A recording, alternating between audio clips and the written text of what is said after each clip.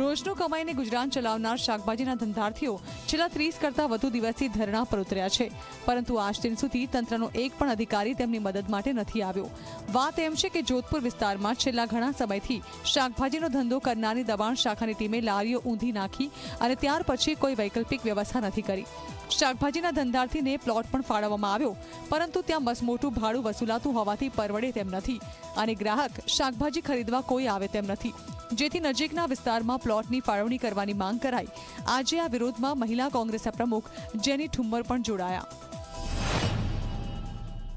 200 થી વધારે લારીઓ આ રસ્તા આ જગ્યા જ્યાં બેઠેલા છે એ જ જગ્યા ઉપર પોતાનો ધંધો રોજગાર કરતા હતા। રાતોરાત આવીને એમની લારીઓ ઊંધી કરી દીધી।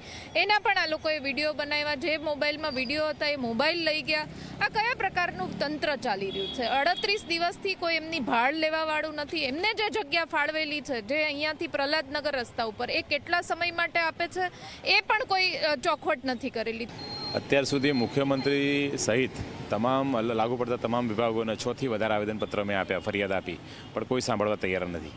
જે જગ્યા ફાળવી અહીંથી બહુ દૂર છે, અહીંની પબ્લિક ત્યાં આગળ ખરીદી કરવા જવા માગતી નથી અને મૂળ વસ્તુ એ છે કે 2600 રૂપિયા ભાડું છે એક પથારાનું અને 500 રૂપિયા મેન્ટેનન્સ છે। 31 રૂપિયા દર મહિને આપવાના, 11,500 ડિપોઝિટ આપવાની।